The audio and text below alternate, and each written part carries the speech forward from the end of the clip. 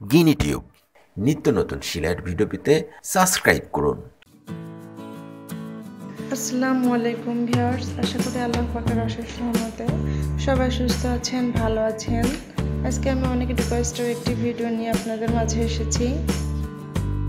এখানে আমি মোট 4.5 গজ কাপড় নিয়ে এসেছি। কাপড়টা হচ্ছে 100 ইঞ্চি বহরের, সেজন্য 4.5 গজে একটি কাঁথা কিন্তু আমার হয়ে যাবে। এবার কাপড়টাকে সমান 2 ভাঁজে ভাঁজ করে মাঝখান থেকে আমি কেটে নিলাম। একটা কাপড় সাইডে সরিয়ে রাখলাম এবং একটা কাপড়কে আমি ফ্লোরে এভাবে সমান করে পেতে নিচ্ছি। তো আজকে আমি হলুদ কাপড়ের উপরে লতা পাতার একটি ডিজাইন করে বড় কাঁথা এঁকে আপনাদেরকে দেখানোর চেষ্টা করছি।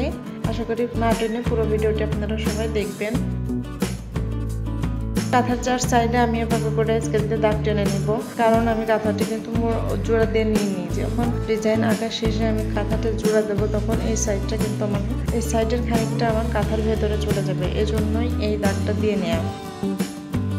একটা ড্রেসিং পেপার আমি ডিজাইনটি এঁকে নিয়েছি। আপনারা যে কোনো সাদা কাগজে ডিজাইনটি এঁকে নিতে পারেন। এখানে মার্কিং পেন্সিল দিয়ে আমি ডিজাইনটা এঁকেছি, এতে করে দাগটা স্পষ্ট হয়। আর কাঁথার নিচে রেখে যখন আমি ডিজাইনটা আঁকবো খুব স্পষ্টভাবে দেখা যাবে। একটা খাতার উপর ড্রেসিং পেপারটা রেখে তার উপরে কাপড় রেখে ডিজাইনটা আঁকছি। আমার মনে হয় যে কাঁথা আঁকার জন্য এই প্রসেসটা একদমই পারফেক্ট আর খুব সহজ। দেখেন, আপনারা চেষ্টা করলে কিন্তু খুব সহজেই একটা নকশি কাঁথা এভাবে আঁকতে পারবেন।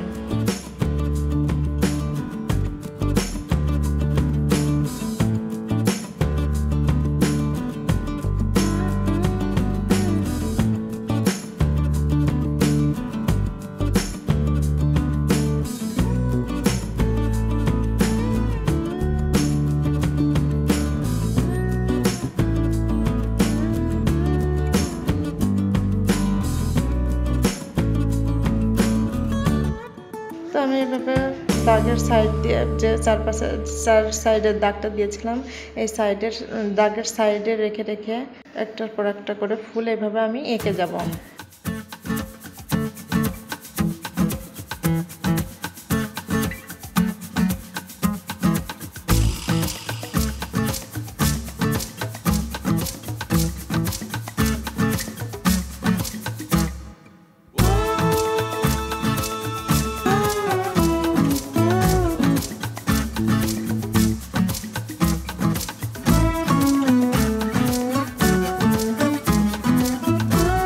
ডগার চারপাশ দিয়ে একটা রাউন্ড শেপ দিব, সেজন্য আমি এখানে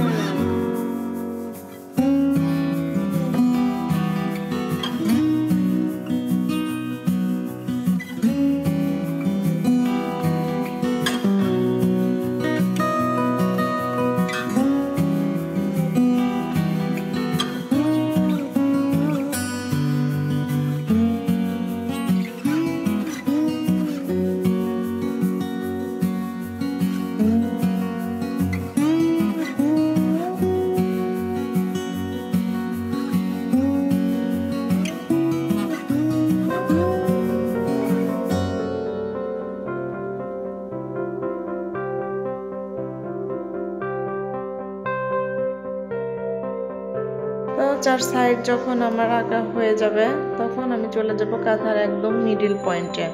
কাঁথাটা 4 ভাঁজ করে নিয়ে মিডিলটা আমি মার্কিং করে নিয়েছিলাম।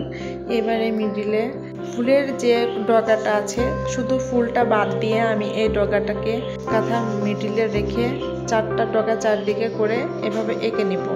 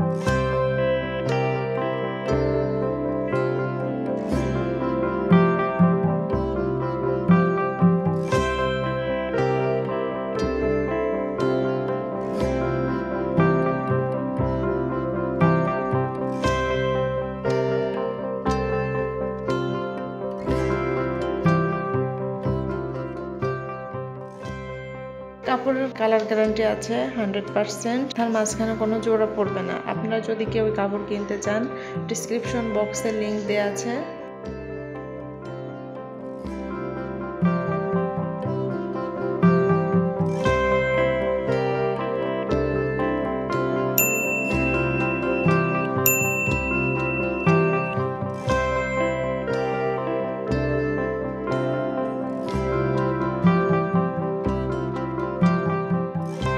নিত্য নতুন সেলাইয়ের ভিডিও পেতে সাবস্ক্রাইব করুন।